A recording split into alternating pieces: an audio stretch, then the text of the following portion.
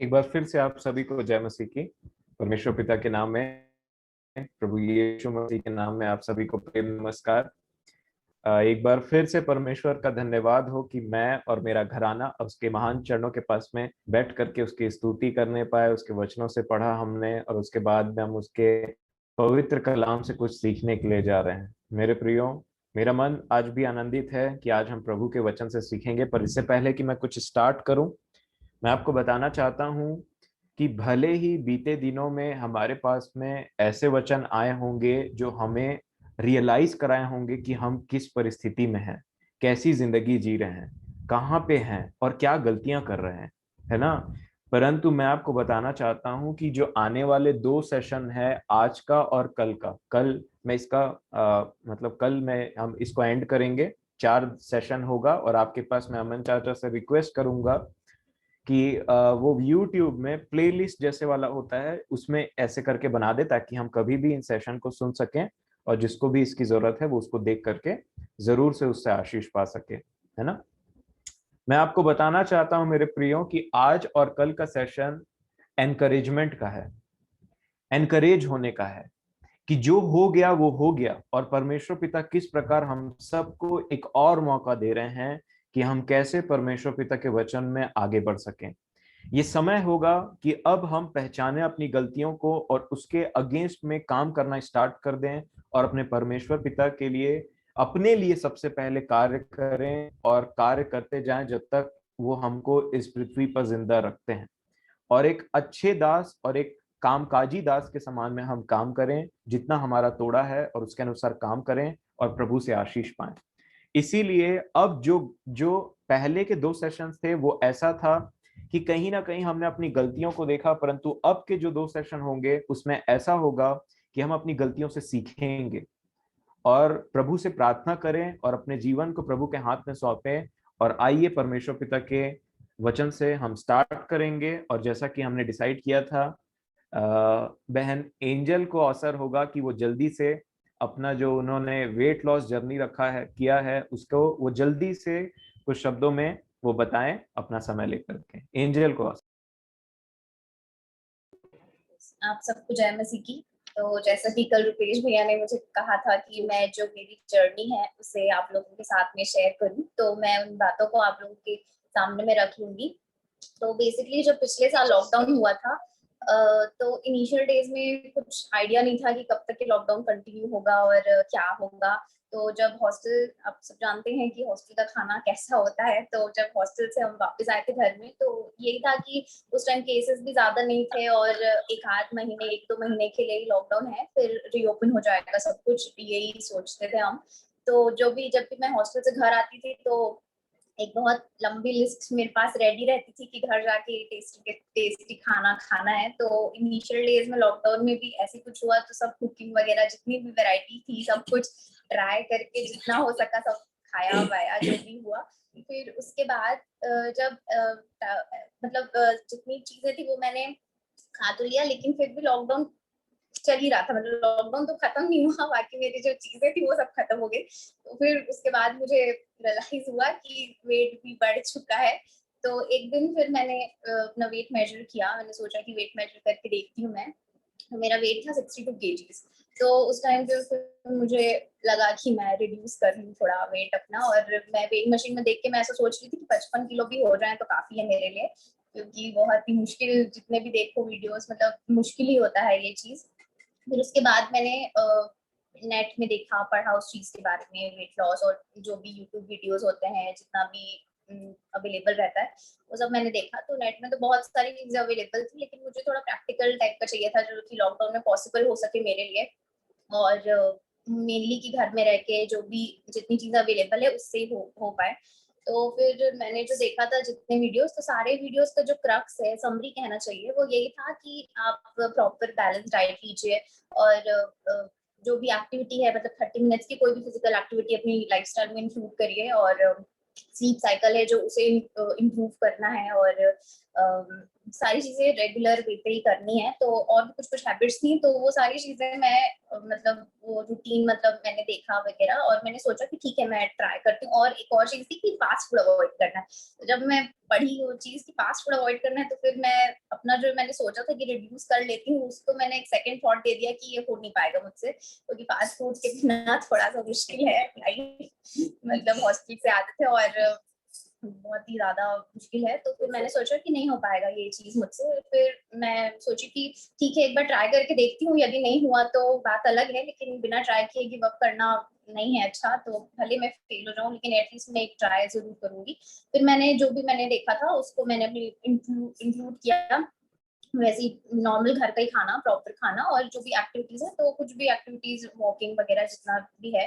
तो 30 मिनट्स का तो नहीं, मैं प्रेफरेबली योगा ही करती थी, तो 30 मिनट्स का तो उसमें दिया था कि करना चाहिए, लेकिन मुझसे होता नहीं था। सिर्फ जब स्टार्टिंग था तो सिर्फ मैं 10 मिनट्स ही कर पाई, वो भी मेरे लिए बहुत था। और जब डे 1 था तो मुझे तो बिल्कुल नेक्स्ट डे हालत नहीं थी उठने की, मतलब बहुत ज्यादा बॉडी पेन और इतना सब कुछ हुआ। तो मैं सोची कि गिव अप कर देना ही बेटर है, मेरी बस की बात नहीं है, नहीं हो पाएगा। मैंने सोचा कि ठीक है, अब इतना पेन हो गया है तो आगे देखती हूँ करके। तो मैंने वही चीज कंटिन्यू किया, और करते करते जब ऐसे 10-15 दिन हो गए तो फिर मैंने वापस अपना वेट चेक किया, तो मेरा 1 kg डाउन हो गया था। तो जब मैं वेइंग स्केल में देखा मैंने कि मेरा 1 kg डाउन हो गया है, तो मुझे उस चीज से काफी मोटिवेशन मिली, और मैंने मतलब वो चीज मेरे लिए ऐसा मोटिवेशन काम करी, और मैं फिर उस चीज को कंटिन्यू करने का ही मैंने सोचा कि मैं और एफर्ट्स डालूंगी और ये चीजें कंटिन्यू करूंगी। तो मैंने वो वहां से किया और मैं करती गई। तो कई बार ऐसा हो जाता है कि आप हर दिन पर्टिकुलरली हर दिन एक जैसा फील नहीं करते, कभी एनर्जी ज्यादा होती है, कभी कम होती है, कभी करने का मन करता है, कभी ऐसा लगता है कि नहीं आज रहने देते हैं। तो सारी चीजें मेरे साथ भी उस जर्नी में अप्स एंड डाउन होते थे, लेकिन जब भी मुझे ऐसा लगता था गिव अप करने का, जब मेरा आते थे जब टाइम की वेट स्टक हो गया या मुझे रिजल्ट्स नहीं दिख रहे हैं, तो मुझे लगता था कि गिव अप कर देती हूँ, बस इतना किया मैंने, ठीक है। तो उस टाइम पे मैं सिर्फ एक ही चीज याद करती थी, और मैं खुद को ये चीज याद दिलाती थी कि मैंने ये स्टार्ट क्यों किया था। मैंने कुछ सोच के कि मैंने अपने लिए टारगेट रखा था कि नहीं, मुझे इतना रिड्यूस करना है, एक हेल्दी वेट पे आना है। और वही चीज मैं अपना डे 1 स्टार्ट करती थी, और मैं ये सोचती थी कि अगर मैं अभी गिव अप कर दी तो मेरा जो टारगेट है वो तो मुझे अचीव नहीं होगा, और जितना भी मैंने मेहनत किया है इतने दिन में वो सब भी पूरा वेस्ट चला जाएगा। मैं ये चीजें सोच के खुद को ऐसे मोटिवेट करती थी, और फिर मैं वापस से नेक्स्ट डे से वही सारी चीजें फॉलो करके चार्ज अप होके वही करती थी।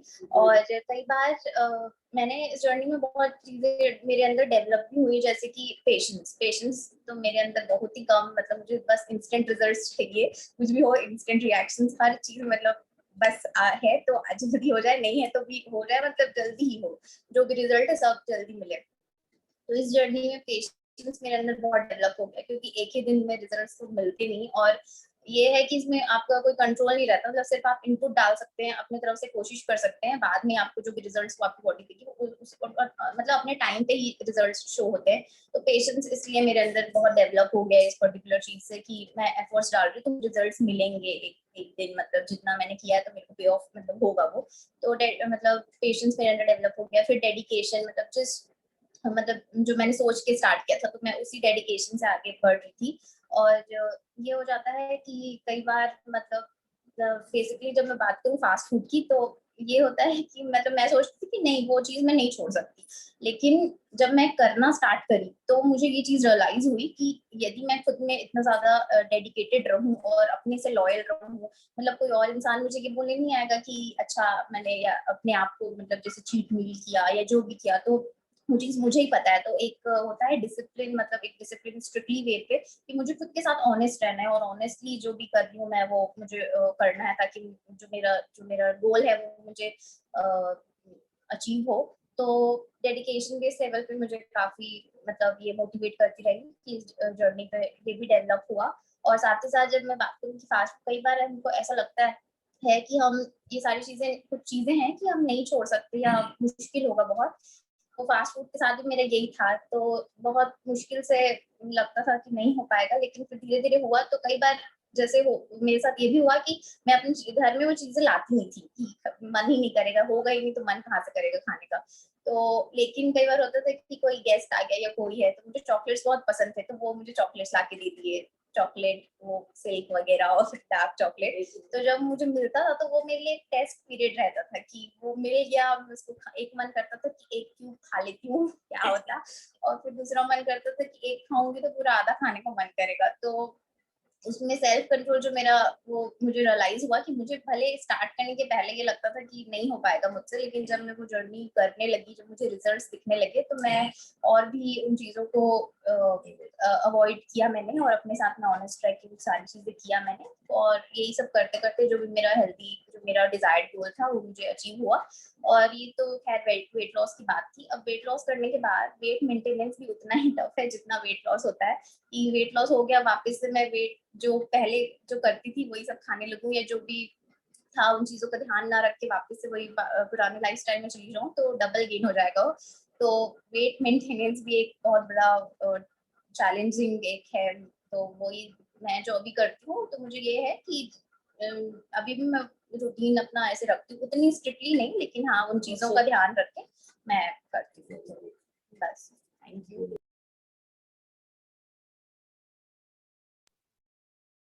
एंजल को बहुत बहुत धन्यवाद। मैं आपको बताना चाहता हूँ कि मेरी एंजल से कोई बात नहीं हुई है, और जब मैं इस चीज को प्रिपेयर कर रहा था तो प्रभु ने मेरे मन में डाला कि मैं अचानक से, मैं इस बारे में कभी सोचा भी नहीं और मैं कुछ वो भी नहीं, प्रभु ने मेरे मन में डाला कि एंजल को बोलना कि वो अपने जीवन की इसको बोले कि उसने कैसे वेट लॉस किया, और तब इसी बात से तेरे लिए एक बेस बनेगा कि तू कब कैसे अपनी बात को रख सके करके। और मैंने वही काम किया, और उसने वही वही चीजों को बोला जिसके लिए मैं सोच रहा था कि वो उन चीजों को इंक्लूड करेगी करके। तो प्रभु का बहुत बहुत धन्यवाद हो। आइए आज हम वचन का आरंभ करें। मेरे प्रियो, सबसे पहली बात, वो बच्ची ने जब सोचा कि वो वेट लॉस करेगी, और जब उसने पहले दिन मेहनत किया, उसके जस्ट अगले दिन या उसको एक उसके बाद में एक झूठ का सामना करना पड़ा कि तेरे से ये नहीं होगा, तेरे से ये नहीं होगा। एक, और उसको वहां पे अगर उसने उसको सच मान लिया होता और उसके बाद में वहां पे काम छोड़ दिया होता, तो आज जिस पोजीशन पे उसने जो भी है, जो अचीव किया है, जो गोल, वो उसके पास में नहीं होता, और वो वहीं पे हार जा रहती। और उसके बाद में उसने अपने जीवन भर एक एक एक दाग लग जा रहा था उसके मन में, एक दिमाग में एक नेगेटिविटी आ जाती कि मैं कभी भी ये चीज नहीं कर पाऊंगी, पिछले टाइम मैंने बहुत कोशिश किया है। और इसी से हमारा आज का विषय रिलेटेड है, वो ये है, एक होता है बुद्धिमान और एक्टिव, और दूसरा होता है मूर्ख और आलसी। ये दो कैटेगरी के लोग रहते हैं, और इसको आज हमें आत्मिक रीति से समझने की जरूरत है। सबसे पहली बात मैं आपको बताना चाहता हूं कि परमेश्वर पिता ने मनुष्य को उसके हाथ के कार्य के ऊपर में प्रभुता देकर के रखा है। ये हमको सबसे पहले बात जाननी है। बाइबल बताती है स्टार्टिंग से, और यहाँ पे भजन संहिता में भी आप पढ़ेंगे 8 अध्याय और 6 वचन में, तो यहाँ लिखा है, तूने उसे अपने हाथों के कार्यों पर प्रभुता दी है, तूने उसके पांव तले सब कुछ कर दिया है। और ये बात हमको समझने की जरूरत है कि हमारे परमेश्वर पिता ने हमको अपने स्वरूप में बना करके हमारे पांव तले सब कुछ कर दिया। अब बात ये होती है, वचन देखिए, मैं आपको एक क्लियर पिक्चर बताता हूं, आपको इसको समझने की जरूरत है। ये आप बॉक्स देख रहे हैं, ये एक बॉक्स है, ठीक है। मान लीजिए एक बॉक्स है और ये पृथ्वी है, और इस बॉक्स से बाहर में हमारा परमेश्वर पिता है। ये जो हमारी पृथ्वी है, इससे बाहर में हमारा परमेश्वर पिता है। और पृथ्वी को बनाने के बाद में उन्होंने मनुष्यों को यहाँ पे बनाया। मनुष्यों को बनाने के बाद में उनको प्रभुता दे करके रख दिया कि तुम फूलो फलो और सारे चीजों पर तुम अधिकार रखो। अब इस अधिकार को आप जानते हैं, शैतान ने बड़े चतुराई से मनुष्य से छीन लिया और मनुष्य के ऊपर में अधिकार रख लिया। किसके द्वारा? पाप और मृत्यु के द्वारा, उसको फल खिला करके। एक्चुअल में परमेश्वर पिता मनुष्य के बीच में नहीं रहते थे, उन्होंने पृथ्वी बनाई, और उनका जो सिंहासन है, उसका जो उनका जो रहने का जगह है वो है स्वर्ग। और इस पृथ्वी को मनुष्यों के लिए प्रभुता करने के लिए दी कि वो उसमें राज्य करें। कोई भी चीज उन पर राज्य नहीं कर पाए, परंतु मनुष्य हर चीज के ऊपर में राज्य करे, और उसके पैर के तले हर कर दिया। कोई भी जानवर ऐसा नहीं, कोई भी कुछ भी चीज ऐसा नहीं जो मनुष्य को मार सके, मनुष्य की हानि कर सके। और ऐसी प्रभुता देने के बाद में ना, एक दुष्ट शक्ति है जिसको आप शैतान के नाम से जानते हैं, वो बड़े ध्यान से सुन रहा था और उसने सोचा कि मेरे घर को इसने मनुष्य को दे दिया है, अब मैं इसको वापस कैसे लूं। और आप जानते हैं किस प्रकार उसने आदम और हवा को बहकाया, और उसके बाद में वो मनुष्य के ऊपर में कब्जा करने लगा, और तब से मनुष्य उसके कब्जे में था। और उसके बाद प्रभु यीशु मसीह आए और पाप और मृत्यु इन दोनों चीज को हटा करके हमको स्वतंत्र किया। और जब कभी भी वो हमको स्वतंत्र करते हैं, उसके उन्होंने हमको स्वतंत्र तो कर दिया, पाप से भी और मृत्यु से भी। उन्होंने कहा अब पाप तुम पर प्रभुता नहीं करेगा, तुम पाप से अलग रहोगे, पवित्र आत्मा तुम्हारे अंदर आएगा और सब पापों को खत्म करते चला जाएगा, है ना। दूसरा, मृत्यु के अधीन तुम नहीं रहोगे, तुमको मृत्यु से डरने की जरूरत नहीं है। भले ही तुम इस पृथ्वी पे मर जाओ, परंतु उसके बाद जब तुम उठोगे तो, मतलब उसके बाद की जो बात है, मैं तुमको अपने साथ जिला दूंगा। परमेश्वर पिता हमें यीशु मसीह के साथ में जिलाएंगे, इसलिए ना हमको पाप का भय रह गया और ना ही हमको मृत्यु का भय रह गया। हम एक तरीके के आजाद टाइप के लोग हो गए। हम वही इंसान बन गए जैसे परमेश्वर पिता ने आदम और हवा को बनाया था। और इस बार फिर शैतान को बुरा लगा, और लगता है जब कभी भी एक व्यक्ति उसके चंगुल से आजाद होता है, निकलता है ना, जब एक व्यक्ति पाप से आजाद हो जाता है, जब एक व्यक्ति मृत्यु से आजाद हो जाता है, उसको पता चल जाता है कि मृत्यु उसका कुछ नहीं कर सकता और पाप उसका कुछ नहीं कर सकता, शैतान को फिर बुरा लगता है, जैसे उसको आदम और हवा के लिए लगा था। और वो फिर वही ग्रिप को उसके जीवन में डालता है, मृत्यु का भय। मृत्यु का भय कैसे आता है? जब एक मनुष्य पाप में अपना जीवन बिताते रहता है, उसको पता है कि आज के आज अगर मैं मर गया तो प्रभु के साथ तो कदापि नहीं जा पाऊंगा, बिल्कुल नहीं जा सकता मैं प्रभु के साथ, इसलिए वो व्यक्ति मृत्यु से भय खाते रहता है। अगर मैं आज आपको बोलूं कि आज आप एक ऐसे दशा में है जो आप निष्पाप दशा में है, आप एकदम से भी पापी नहीं है, प्रभु ने आपके सब कार्यों को हटा दिया है और आप आपके सब पापों को मतलब खत्म कर दिया है। और मैं आपसे कहूं कि आज के आज अगर आप सो जाएं प्रभु में, इस पृथ्वी पे सो जाएं, तो डायरेक्ट आप स्वर्ग जाएंगे। बताइए, आपको मरने से डर लगेगा? मरने से डर लगेगा? बिल्कुल नहीं। अब तो मृत्यु का इंतजार करते रहेंगे। और यही बात पौलुस बोल रहे थे, मरना मेरे लिए लाभ है और जीना मेरे लिए मसीह है। अगर मैं आज के आज मर जाऊं तो ये तो बहुत खुशी की बात है, क्योंकि मैं अपने परमेश्वर से जाकर के मिलूंगा। लेकिन कहीं ना कहीं हम डरते रहते हैं कि कहीं मर ना जाए, कहीं पृथ्वी से हमारा प्राण ना निकल जाए। क्यों? क्योंकि हमको पता है कि हम पाप के गुलाम में फंसे हुए हैं। हमको कितनों भी बताया जाता है कि प्रभु यीशु मसीह ने हमारे पापों को दूर किया है, हमको निष्पाप किया है, कई बार हमको विश्वास नहीं होता। ये पहला रीजन होता है कि हमारे पाप धुल गए हैं और हम निष्पाप हो गए हैं। और दूसरा, कई बार हमको पता रहता है कि हमारे अंदर अभी भी वो पाप मौजूद हैं, जिसके कारण हम प्रभु को कदापि नहीं देख पाएंगे, क्योंकि बाइबल ऐसा बताती है। ये वही दो चीज हैं जिसके कारण आदम और हवा भी डरे परमेश्वर पिता से, और मृत्यु ने उनके ऊपर में राज्य किया।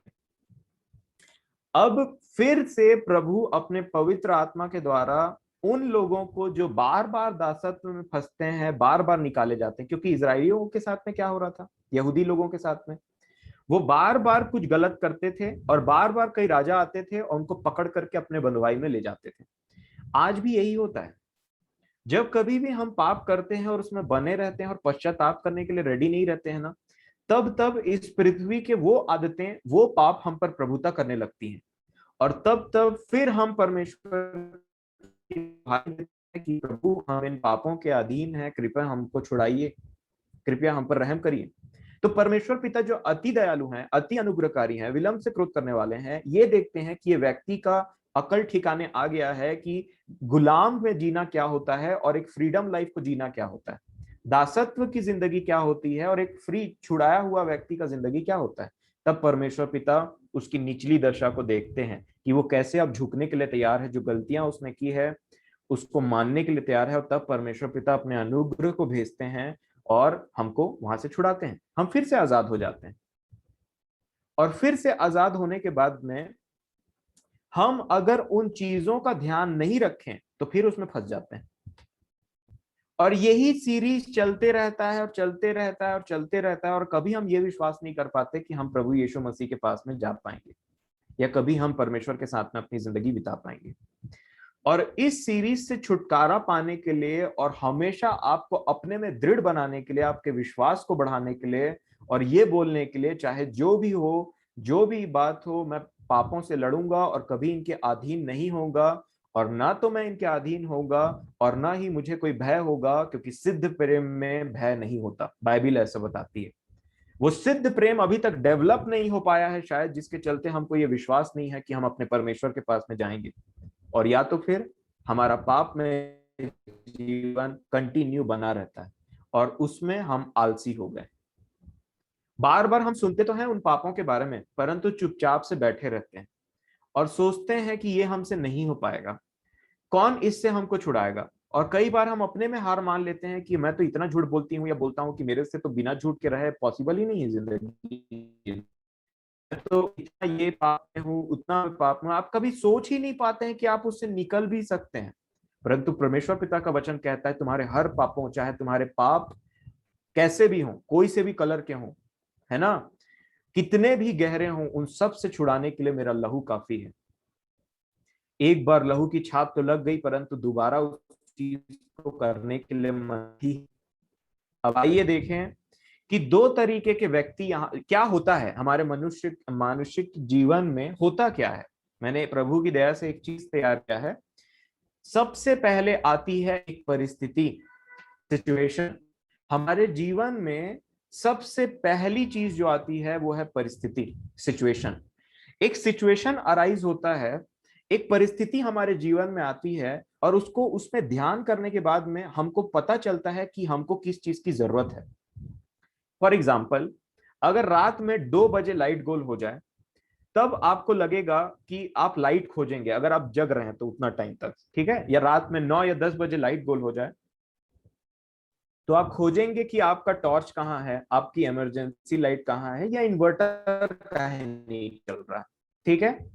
अगर ये चीजें आप उतना टाइम खोजेंगे, आप खोजे क्यों ये चीजों को?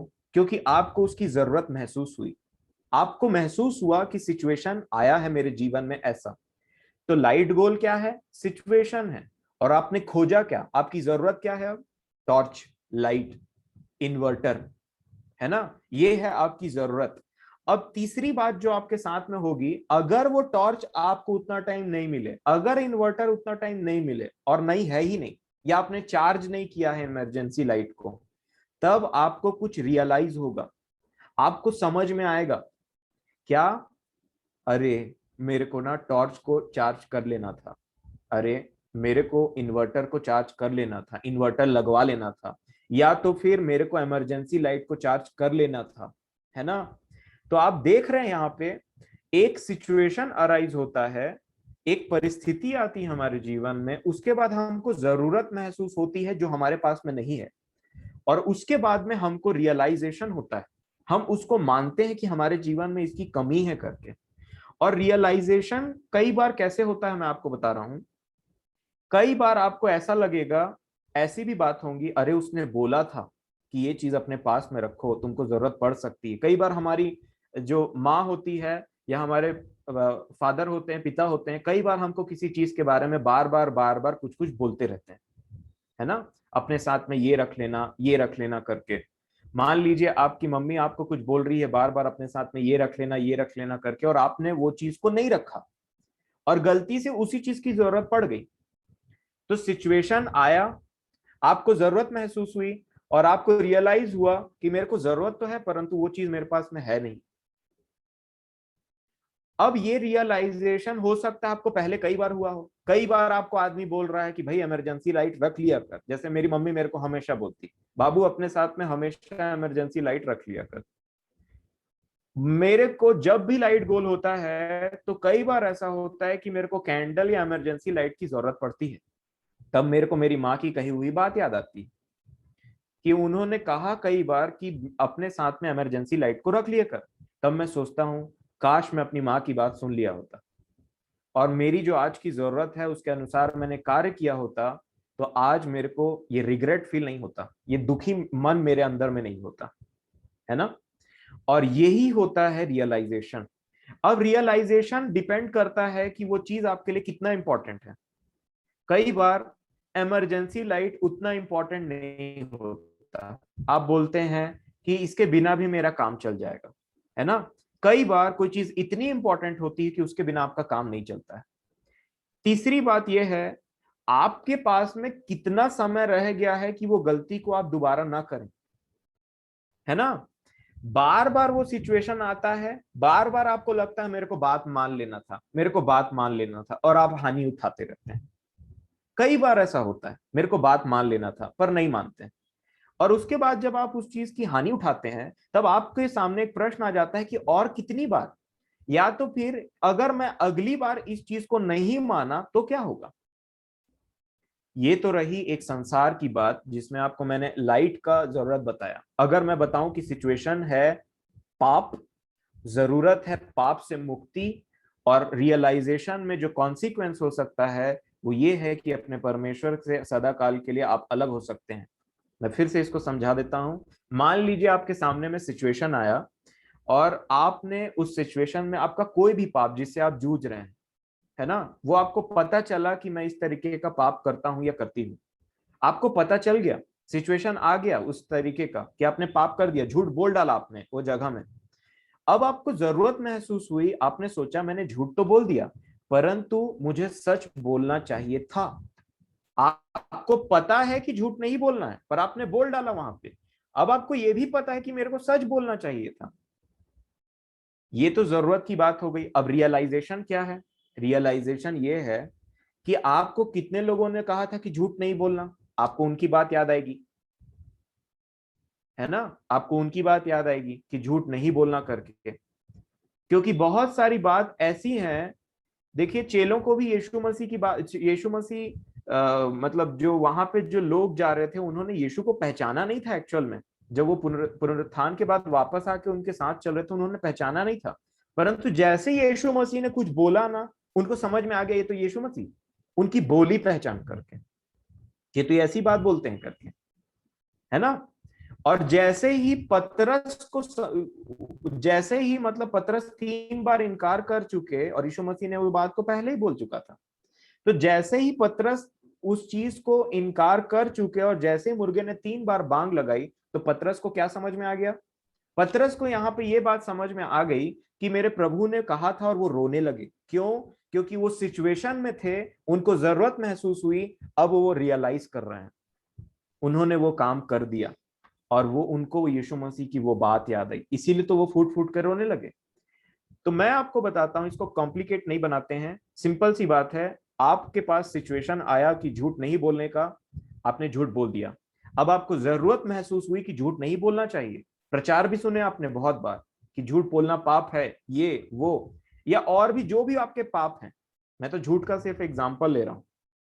अब आपको मैं बोलूं कि ये तो पहली बार नहीं था जो आपने झूठ बोला है, आपकी तो आदत बन गई है ऐसे पाप को करने की बार बार। आप कहीं ना कहीं गुलाम बन चुके हो ऐसे पाप के। दूसरी बात, कितना इंपॉर्टेंट है झूठ छोड़ना आपके लिए, ये भी डिपेंड करता है आपके रियलाइजेशन के ऊपर में। आप झूठ से सहमत हो? आपको अच्छा लगता है ऐसी जिंदगी कि मैं झूठ बोलता हूं और निकल जाता है, और बार बार वही बात सुनता हूं मैं कि झूठ नहीं बोलना चाहिए, परंतु बोल डालता हूं? तो आप इस बात से सहमत हो? आपको चलता है ये इंपॉर्टेंट है। तीसरा, कितना टाइम आपको चाहिए इस झूठ से निकलने के लिए, और कब तक आप इसी के पीछे में फंसे रहेंगे, या जो भी आपके मतलब जो भी हमसे पाप हो जाते हैं, कब तक। और चौथी बात यह है कि अगर झूठ बोलते रहे तो इसका कॉन्सिक्वेंस क्या होगा, इसका रिजल्ट क्या होगा। रिजल्ट ये हो सकता है कि आप परमेश्वर पिता से सदा काल के लिए अलग हो सकते हैं, आप सदा काल के लिए नरक में जा सकते हैं इस पाप की वजह से। इसको बोलते हैं रियलाइजेशन। आपको कितना रियलाइजेशन है अपने पाप का? आपने अपने पाप के ऊपर में कितना मनन किया है कि जो हम रेगुलरली पाप कर देते हैं इधर उधर करके, उसका नतीजा क्या हो सकता है न्याय के सिंहासन के सामने में। हमारे लिए ये छोटी बात हो सकती है, परंतु उसके लिए वो छोटी बात नहीं है। इसीलिए वो बार बार पाप का रियलाइजेशन कराते रहता है हमको, और ये होता है रियलाइजेशन। अब रियलाइजेशन तो ना दो व्यक्ति को होता है, एक्टिव को भी होता है, और ये आलसी को भी होता है। जो व्यक्ति काम करने के लिए तैयार है उसको भी रियलाइजेशन होता है, और जो व्यक्ति बैठा हुआ है और सोच रहा है, वो सुन रहा है, फिर चल रहा है, सुन रहा है, यही चलते रह रहा है उसके जीवन में, उसको भी रियलाइज होता है। दोनों को रियलाइजेशन होता है कि ये तो पाप गलत है, मुझे नहीं करना चाहिए। और मैं आपको बताऊं, एक व्यक्ति होता है जिसका जो चाल चलन और जिसके सोच विचार का और जिसके काम करने का तरीका टोटली अलग है, उसको हम बोलते हैं एक्टिव इंसान, जो उस पाप के अगेंस्ट में, जो उस पाप में अब फंसे नहीं रहना चाहता, क्योंकि उसको पता है कि इस पाप को मैं अगर कंटिन्यू करा तो मैं प्रभु को कभी प्रसन्न नहीं कर पाऊंगा और ना ही उसके साथ सदा काल के लिए रह पाऊंगा, और जो उसने मेरे लिए जान दिया ना वो मैं वेस्ट कर दूंगा। जो उसने मेरे लिए कोड़े खाए ना, मैं बोलूंगा कि प्रभु मेरे को मतलब नहीं है आपके, आपने जो मेरे लिए सहा उससे, और मैं ऐसा ही जीवन जीता रहूंगा। इसको बोलते हैं आलसी और इसको बोलते हैं दुष्ट। और इसी प्रकार से हमको समझना है कि इन दोनों के जीवन शैली में क्या डिफरेंस और अंतर अंतर रहता है, क्यों एक को बुद्धिमान और एक को एक्टिव बोला जाता है और दूसरे दूसरे को दुष्ट और मूर्ख या फिर आलसी बोला जाता है। नीति वचन को मैंने जो आपको कहा था, मैं आशा करता हूं आपने उन वचनों और स्थलों को पढ़ा है, और मैं आशा कर रहा था जब आपको वचन बोलने का मौका मिलेगा तो आप उन वचनों को ज्यादा बोलेंगे क्योंकि आपने उन पर ध्यान दिया होगा, पर कोई बात नहीं। और यहाँ पे हम सीखते हैं दो व्यक्ति, दो प्रकार के व्यक्ति, जिन लोगों की जीवन शैली एक दूसरे से एकदम अलग होती है। हमने कल सुना, सुनते तो सब हैं, चारों जगह पे वचन बोला जाता है, हमने कल सुना दौड़ते तो सब हैं, परंतु क्यों कुछ लोग जीत जाते हैं और क्यों कुछ लोग स्टार्ट करने के बाद थोड़ा दूर दौड़ के वहीं सो जाते हैं, थक गए बोल के। और इसको आज हमको सीखने की जरूरत है। पहला मैं आपको बताऊंगा वो व्यक्ति जो बुद्धिमान है और जो काम करने के लिए तैयार है अपने पाप के लिए। देखिए, प्रभु के लिए हम वचन शेयरिंग और ये सब चीजें बात की बात है। आपको और मेरे को वचन बाद में शेयर करना है दूसरे लोगों के लिए, है ना। सबसे पहले प्रभु चाहते हैं कि हम अपने जीवन के लिए कार्य करें, हम अपने जीवन के लिए हम पहले बचाए जाएं। हमारा न्याय अकेले अलग अलग होगा और उसके लिए हम पहली तैयारी करें।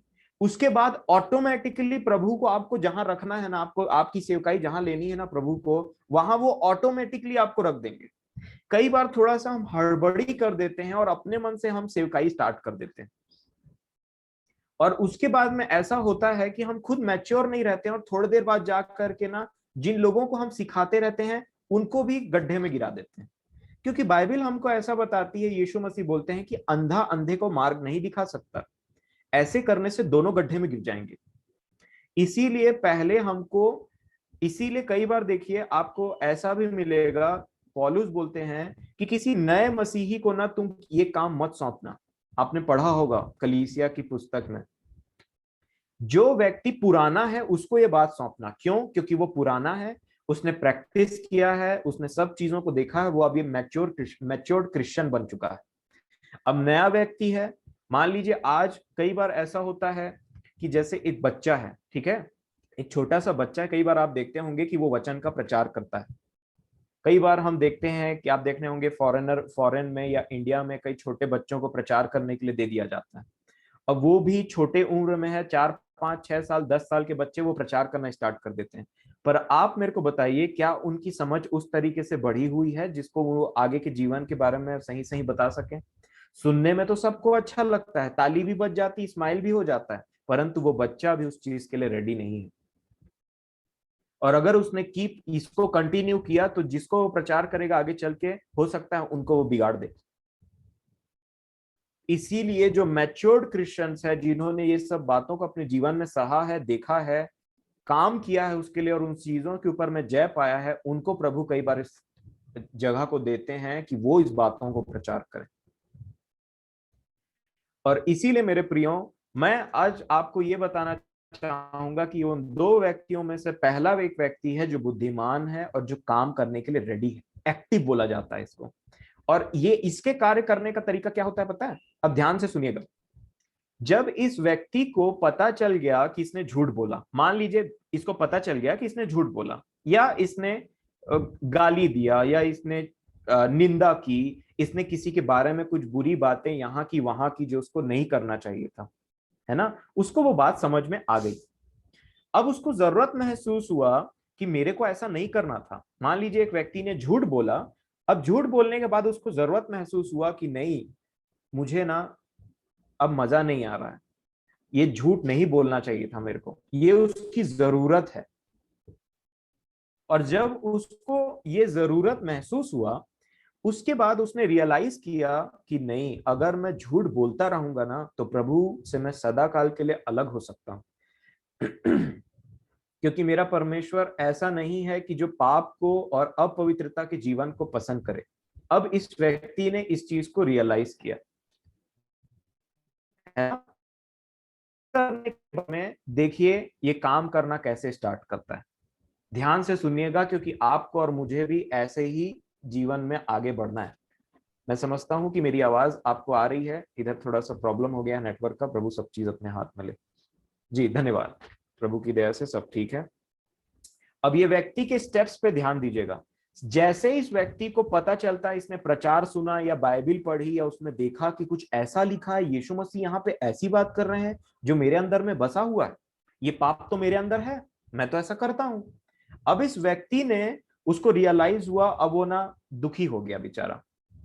अब वो बोलता है कि प्रभु क्या सचमुच मेरा जीवन ऐसा है?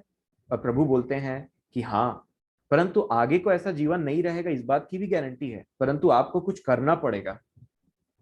और उसके बाद में वो व्यक्ति ना टूट जाता है अंदर से कि प्रभु मैं तो सोचता था कि अभी तक मैं आप में आगे बढ़ गया हूं, या मेरा जीवन आप में आगे बढ़ चुका है। तो प्रभु बोलते हैं कोई बात नहीं, इसको हटा ले, इसके बाद में तेरा जीवन और अच्छा हो जाएगा। फिर मैं तुझे दूसरी बात बताऊंगा, उसको हटा लेना, उसके बाद तेरा जीवन और अच्छा हो जाएगा। जैसे एक दुल्हन एक के बाद एक सजावट करते रहती है, वैसे ही हम सजते रहते हैं एक के बाद एक, अपने पापों को हटा करके, अपने अपने उस कपड़े को, अपने उस वस्त्र से मैल को हटा करके, जो पाप हैं उनको एक के बाद धो करके हम श्वेत होते चले जाते हैं हमारे वस्त्र। और जब हमको पता चलेगा ना, जैसे मान लीजिए आपको मैं बोलूं कि आप ना सफेद कपड़ा पहन करके एकदम से चले जा रहे हैं, ठीक है। अब अगर आपको मैं बोलूं, आपने देखा कि आपका सामने वाला जो पोर्शन है ना बिल्कुल व्हाइट है, आपको लग रहा है मैं तो एकदम सफेद हूं और व्हाइट हूं, है ना। अगर मैं आपको बता दूं, अब आपको लग रहा है ना मेरा कपड़ा एकदम साफ है, और हम चलते जा रहे हैं, चलते जा रहे हैं। और फिर मैं आपको बोलूं कि आपके पीछे में ना किसी ने काला कलर का यहाँ पे धब्बा लगा दिया है, तो आप बहुत दुखी हो जाएंगे। क्यों? क्योंकि पहली बात, आपको पता नहीं था कि ये पाप आपके जीवन में चिपका हुआ पीछे तरफ, है ना। और दूसरी बात, अब आपको रियलाइज हो गया है जब ये मेरे अंदर में पाप है, तब आप दुखी हो गए, क्योंकि आप सोच रहे थे मेरा जीवन तो अच्छा है, मैं तो ऐसा नहीं हूं, मैं ऐसी नहीं हूं करके। पर जैसे ही आपको रियलाइज हुआ, दूसरे कई लोग क्या होता है ना, अब जो उनको बता रहा है कि पीछे में आपके दाग लगा है, तो उसको क्या बोलते हैं, तेरे को क्या लेना देना है, सामने तो ठीक है ना। इसको बोलते हैं, जब आप किसी को कोई गलती बताता है तो वो उसी के ऊपर में फायर हो जाता है ना। परंतु एक व्यक्ति जिसको आप बताएंगे कि आपके पीछे में ना काला कलर का धब्बा लग गया है, तो व्यक्ति पलटेगा, पहले बोलेगा कि धन्यवाद आपको, आपने बताया। और उससे भी ज्यादा वो ये बात सोचेगा कि प्रभु मैं तो सोच रहा था कि मेरा कपड़ा बहुत साफ है, परंतु ये धब्बा कहां से लग गया। तो परमेश्वर पिता बोलेंगे, मेरे बेटे, मेरी बेटी, अभी देर नहीं हुआ है, मैंने तुझे इसलिए बताया है कि तेरे वस्त्र में धब्बा लगा हुआ है, ताकि तू उसको क्लीन कर सके मेरे लहू से और अपनी कुछ आदतों से। और ये बात आज हमको सीखने की जरूरत है। यही ये व्यक्ति, बुद्धिमान व्यक्ति को रियलाइज होता है, प्रभु मैं ऐसा हूं, सच में मैं ऐसा हूं। और फिर वो बोलता है कि मैं क्यों ऐसा हूं, और मैं क्या करूं इससे छूटने के लिए, और मैं कैसे निकलूं इन पापों से। वो सबसे पहले अपने पाप पर इसलिए मैं आपको बोला था भजन संहिता 19 पढ़िएगा। और मैं आशा करता हूं कि आपने भजन संहिता 19 पढ़ के अपने पुराने और अपने गुप्त और छिपे हुए पापों को खोद करके निकाला है। क्योंकि जब आप अपने साथ में बैठेंगे प्रभु की दया से ना, वो आपको बोलिए प्रभु से कि मेरे पाप मुझ पर प्रकट कर दे, आप एक के बाद अपनी एक गलतियों को देखने लग जाएंगे। एक दिन इसलिए भी बैठिए प्रभु के पास, मैं करने अभी इसने सोचा कि मैं कहाँ गलत जा रहा हूं, उसके बाद उसने मेडिटेट किया, अब उसको पता चल गया कि मेरी गलती है, तो उसने नेक्स्ट कदम क्या उठाया पता है, उसको उसने ग्रहण किया। उसको बोलते हैं हम्बलनेस, इसको बोलते हैं दीनता। वो झुका अपने परमेश्वर के सामने और उसने कहा, प्रभु मैं ऐसा हूं, परंतु मैं ऐसा रहना नहीं चाहता।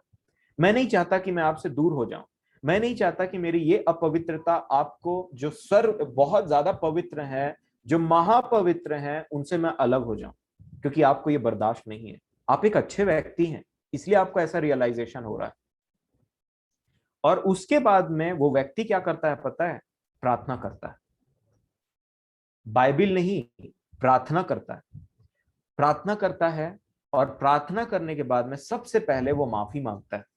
प्रभु, मैं अभी तक नहीं जान रहा था, या जब तक मैं जानता तो था, परंतु आज तक मैंने ढिठाई की है इस पाप के लिए, मैंने माना ही नहीं कि मेरे अंदर में ये चीज है।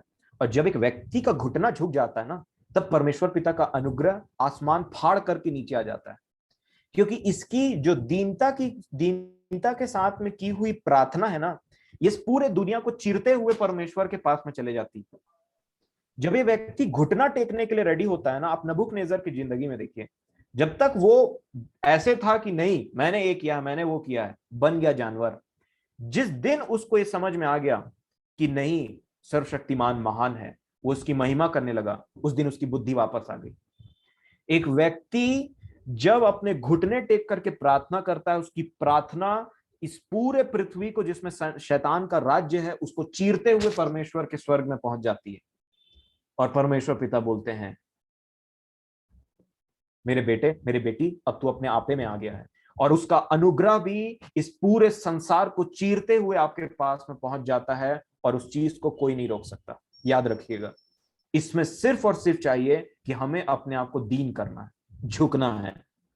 मैं आपको बताना चाहता हूं, आपकी दीनता के साथ में की हुई प्रार्थना, आपके अपने पापों के साथ में की हुई प्रार्थना इस पूरे ब्रह्मांड को चीर करके स्वर्ग में पहुंच जाएगी। मैं आपको सच बताता हूं। और उसका अनुग्रह फिर से रिटर्न में इस पूरे ब्रह्मांड को चीरता हुआ आपके पास में पहुंच जाएगा, और इस चीज को कोई नहीं रोक पाएगा।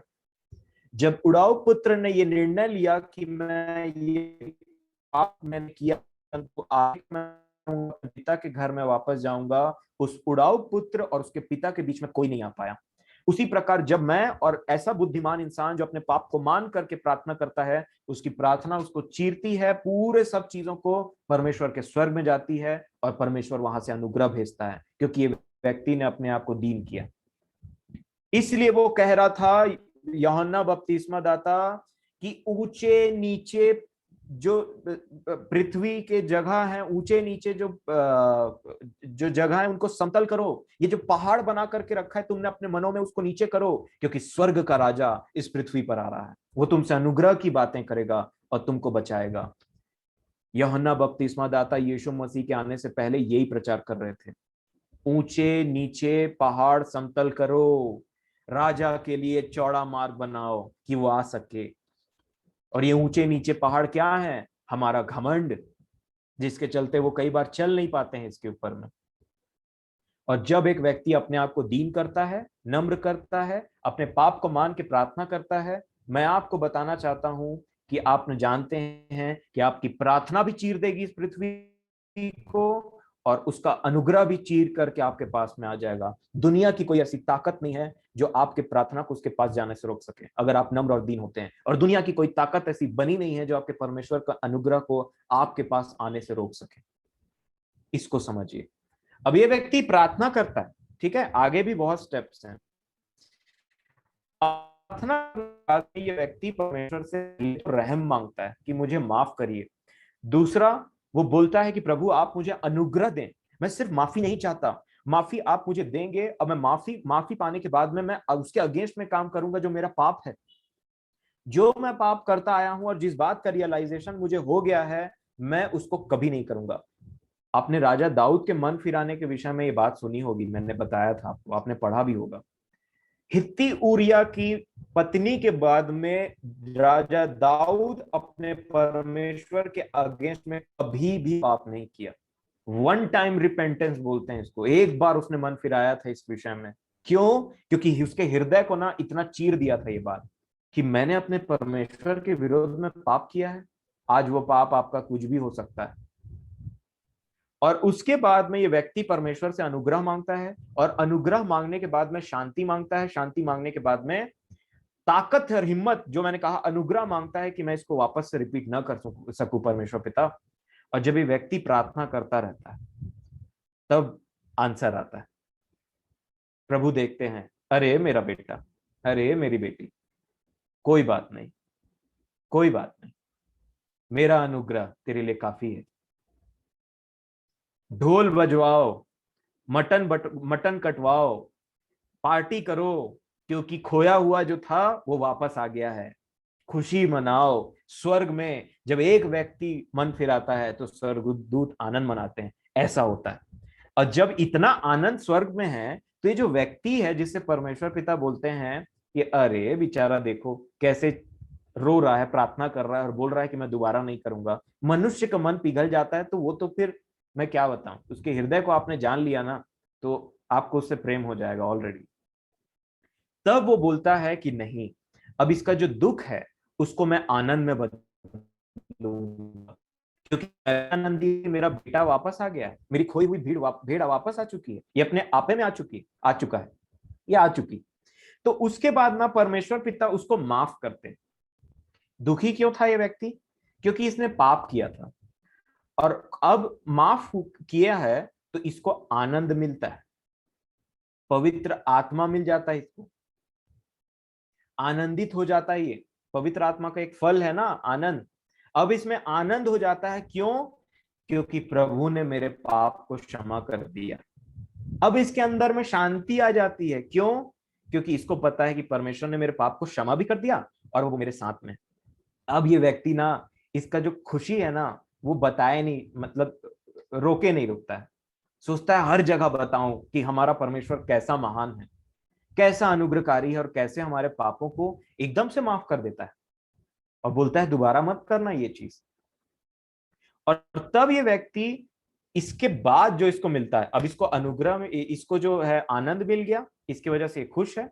अब इसको क्या मिल गया? शांति। बाद में भी ये खुश है, शांत है। अब इसके अंदर में दृढ़ भरोसा है, मेरे अंदर में जो उथल पुथल चल रही थी ना, वो बंद हो गई। यीशु मसीह क्या कहते हैं? धन्य है वे जो शोक करते हैं, क्योंकि वे शांति पाएंगे।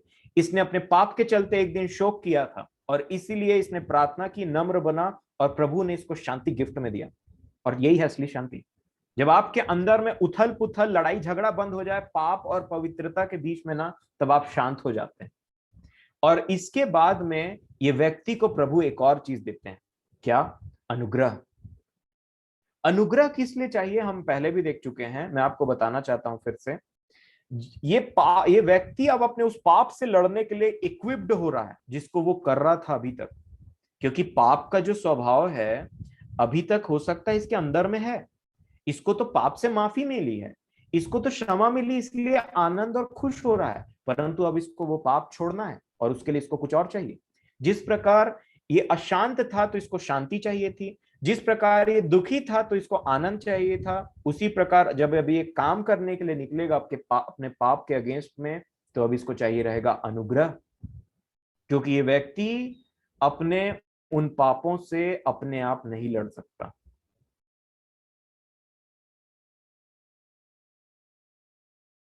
और अब ये उस अनुग्रह को लेते हुए काम करना स्टार्ट कर देगा। और दूसरी बात, ये कभी भी प्रार्थना की शक्ति को भूलेगा नहीं, क्योंकि जैसे इसने प्रार्थना किया था ना, इसको वो शांति, वो आनंद, वो अनुग्रह मिला जिसको ये बार बार पाना चाहेगा, और इसीलिए ये प्रार्थना में बने रहेगा।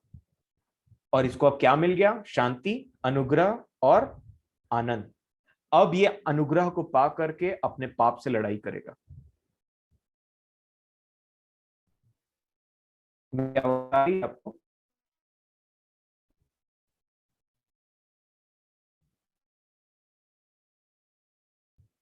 जी, तो अब इसको अनुग्रह मिल चुका है। अब ये अनुग्रह पाने के बाद में अपने पाप से लड़ाई करेगा।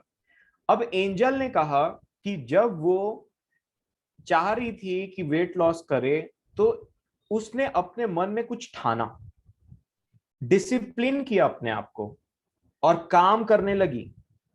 और ये व्यक्ति भी अब काम करने लगेगा, और उन चीजों से तो एकदम सतर्क हो जाएगा जो चीजें इसके जीवन को खराब कर रही थी, और वो पाप करने के लिए अवसर पैदा कर रही थी। मान लीजिए अब ये झूठ बोलता है, अब इसको झूठ बोलने का क्या हुआ? एक बहुत रिमोर्स हुआ, एक रिग्रेट हुआ, उसको बहुत दुखी हो गया बेचारा कि मैं झूठ नहीं बोलूं। तो अब जब प्रभु का आनंद और अनुग्रह मिल गया है, तो क्या ये फिर से दुखी होना चाहेगा? नहीं। इसलिए अब ये प्रार्थना करेगा और तैयार हो जाएगा। क्या करेगा? अब ये उन सिचुएशन के ऊपर में ध्यान देगा कि मेरे को झूठ बोलना पड़ता क्यों है, आखिर क्यों मैं झूठ बोलता हूं। कभी मैं अपना काम नहीं करते रहता ठीक से, कभी मैं गलत रहता हूं, इसलिए मेरे को झूठ का सहारा लेना पड़ता है। अब ये व्यक्ति बोलेगा, अब प्रभु के अनुग्रह से मैं ऐसा कोई काम नहीं करूंगा जिससे मुझे झूठ बोलना पड़े, कोई काम नहीं करूंगा, और मुझे कितनी भी हानि उठानी पड़े मैं उठाऊंगा। भले मैं झूठ बोलूं, मेरा अपमान हो, मैं झूठ जहां पे बोलना चाहिए वहां पे नहीं बोलूं, अब मैं तो मेरा अपमान हो, लोग मुझे बुरा भला करें, अब ये सब चीज सहने के लिए तैयार है, परंतु अपने परमेश्वर से अलग होने के लिए तैयार नहीं।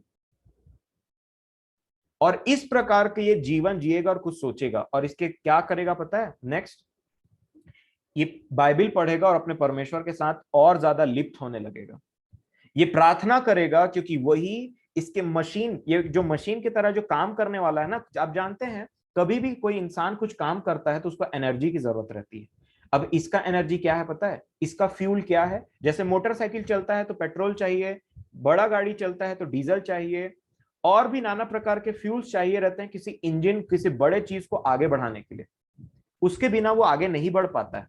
अगर मैं आपको बोलूं कि मोटरसाइकिल को बिना पेट्रोल के चला करके दिखाइए तो आप नहीं चला पाएंगे, धुला जरूर लेंगे, चला नहीं पाएंगे, उसका एक्चुअल फंक्शन नहीं देख पाएंगे आप। अगर मैं आपको कहूं कि ट्रक को बिना डीजल के चलाइए तो आप उसको नहीं चला पाएंगे। और इसी प्रकार मसीही जीवन में प्रार्थना के बिना गाड़ी आगे नहीं चलती है,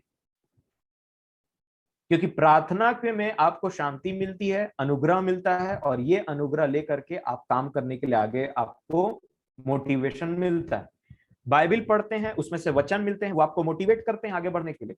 आप मैच्योर्ड क्रिश्चियन से मिलते हैं, उनसे बातें करते हैं, उनसे कुछ सीखते हैं, आपको लगता है कि ये मेरे को कुछ सिखा सकता है या सिखा सकती, तो आप उनसे बातें करते हैं, आप उनसे सीखते हैं, और इस प्रकार आप आगे चले जाते हैं, और आप काम पे काम करते रहते हैं। एक पाप के बाद दूसरे पाप को छोड़ना, दूसरे पाप के बाद तीसरे पाप को छोड़ना, क्योंकि अब आप ये है ना इस रूटीन को फॉलो करने लगे। अब आपने झूठ छोड़ दिया, जैसे एंजल ने वेट लॉस कर दिया, आपके जीवन से झूठ गायब।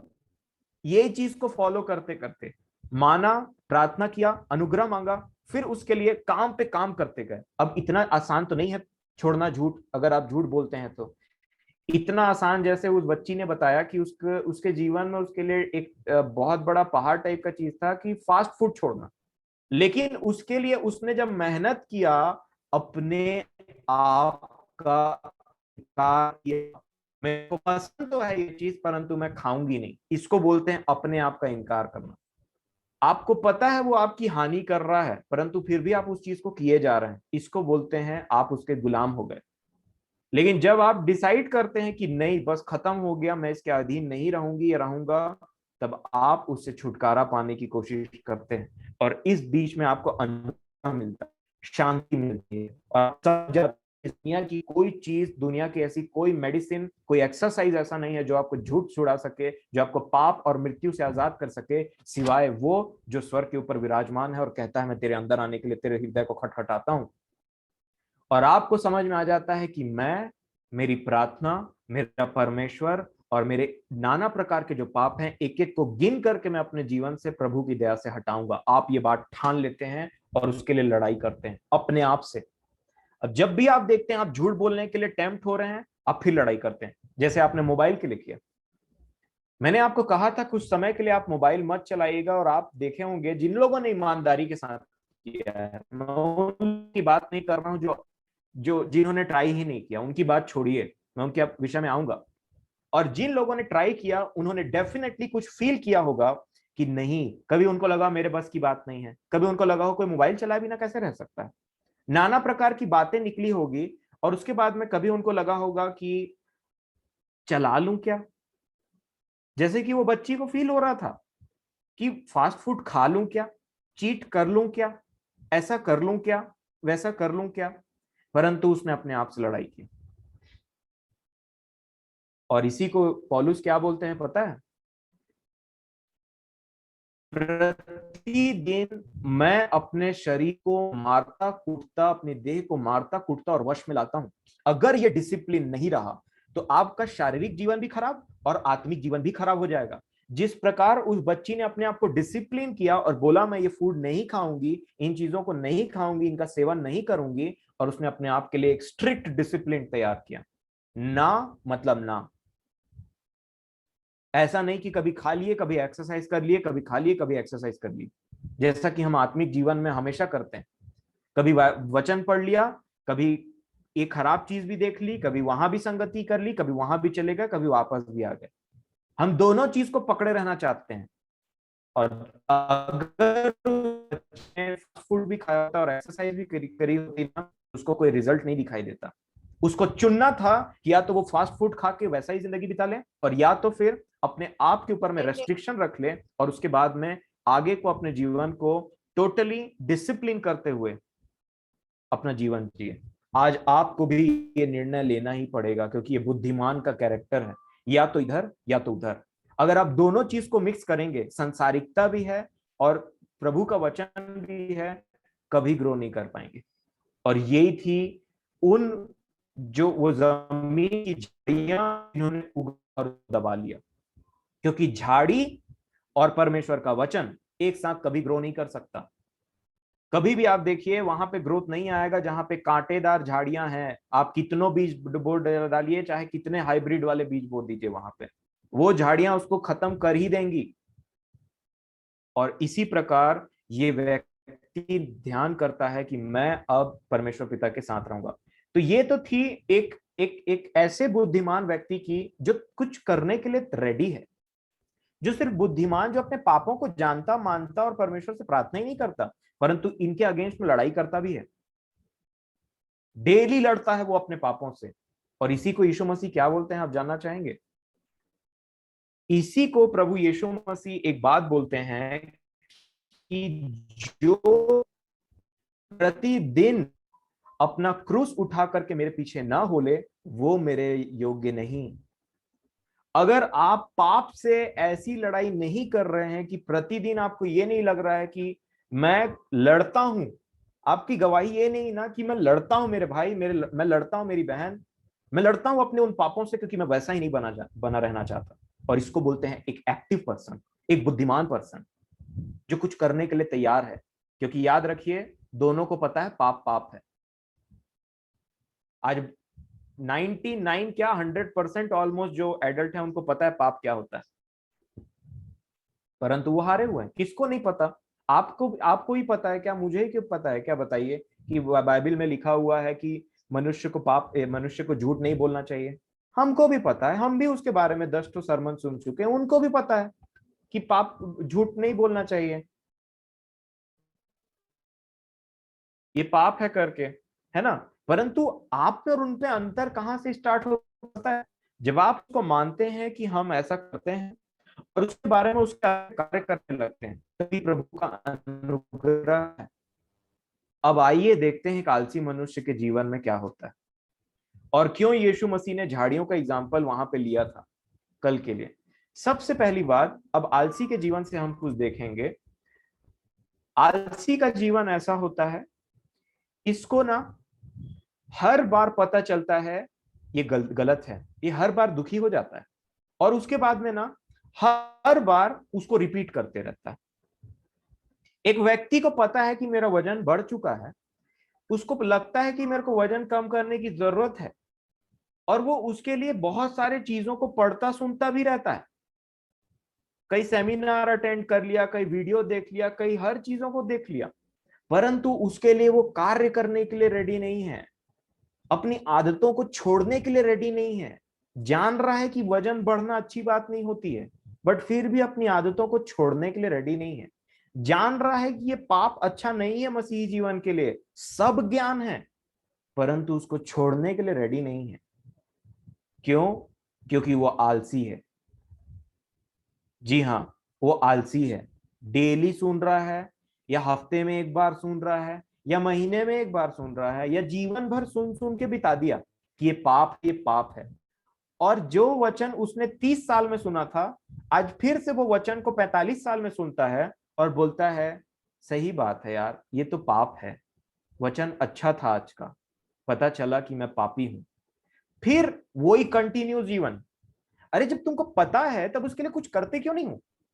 क्यों चुपचाप से उसको लेकर के बैठ जाते हो कि मैं ऐसा हूं करके? क्यों दासत्व में महसूस करते हो कि मैं इसको कभी भी, मतलब कभी भी मैं इसके ऊपर में जय नहीं पा सकता? क्या आपने उस चीज के लिए कार्य किया है? यूहन्ना क्या बोलते हैं पता है अपनी पत्री में? परमेश्वर का वचन, परमेश्वर की आज्ञा कठिन नहीं है। परमेश्वर का वचन कठिन नहीं है। उन्होंने ऐसा कह दिया, परमेश्वर की आज्ञा कठिन नहीं है। एक व्यक्ति ने प्रभु की आत्मा में होकर के ये बात लिख दिया बाइबल में कि उसकी आज्ञा कठिन नहीं है। हमको आज तक उसकी आज्ञा कठिन लगती है। क्यों? आपको मैं एक चीज बताना चाहता हूं। कठिन मनुष्य को वही चीज लगता है जिसके लिए या तो उसने थोड़ा प्रयास किया हो और या तो फिर वो उससे हार गया। एक बच्चे को अगर मैं बोलूं, दो बच्चे हैं, एक बच्चे ने साइकिल को सीखना चाहा, दोनों ने सीखना चाहा। एक गिरा, उसको चोट लगी, वो रोया, परंतु आगे बढ़ता रहा, वो सीखता रहा और डेली गिर रहा है और डेली रो रहा है, और लेकिन साइकिल चलाना नहीं छोड़ रहा है।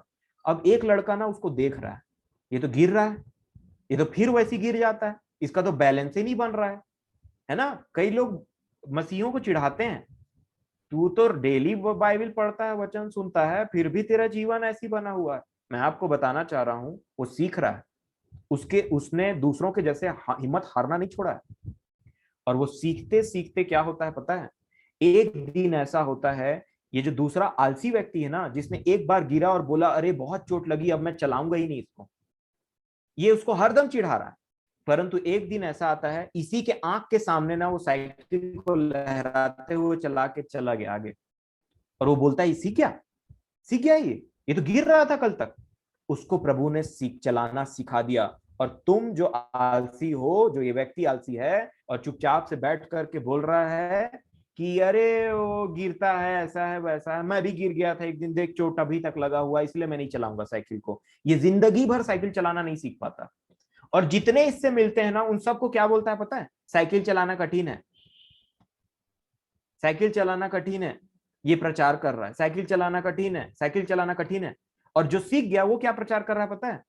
प्रैक्टिस करोगे तो सीख जाओगे, प्रैक्टिस करोगे तो सीख जाओगे। अब आप डिसाइड करिए, आप इस नेगेटिव व्यक्ति के ने, जिसने खुद हारा हुआ है, खुद आलसी है एक नंबर का, जो खुद रेड, इसने इतना कोशिश नहीं किया जितना उसको कोशिश करना चाहिए था, आप इसकी सुनेंगे या उस व्यक्ति की सुनेंगे जो साइकिल चला रहा है, मोटरसाइकिल चला रहा है, कार चला रहा है और फ्लाइट उड़ाने लग गया, और ये अभी भी बोल रहा है साइकिल चलाना मुश्किल है। एक व्यक्ति जिसने साइकिल स्टार्ट किया, वो आज फ्लाइट उड़ा रहा है, हवाई जहाज उड़ा रहा है, पायलट बन चुका है। और दूसरा व्यक्ति आज तक बोल रहा है कि ना साइकिल चलाना मुश्किल है, बहुत मुश्किल है। महा आलसी, महा आलसी ये व्यक्ति। और इसी के ऊपर में हम ध्यान देंगे। उसको रिग्रेट तो होता है कि गलत है, ये चीज नहीं करना चाहिए, पर उसी को रिपीट करते रहता है। और इसके बाद में दूसरा है, कई बार इसको क्या होता है ना, विश्वास ही नहीं रहता है कि वचन सचमुच में मेरे को ठीक कर पाएगा। मैं तो जिंदगी भर से ऐसे ही जीने का आदी हूं। इसको बोलते हैं अविश्वास। इसके विषय में भी यीशु मसीह ने खूब डांट लगाया था। एक व्यक्ति बोलता है यदि तू ठीक कर सकता है तो मेरे बेटे को ठीक कर दे। प्रभु बोलते हैं ये क्या बात ये क्या बात है कि तू कर सकता है?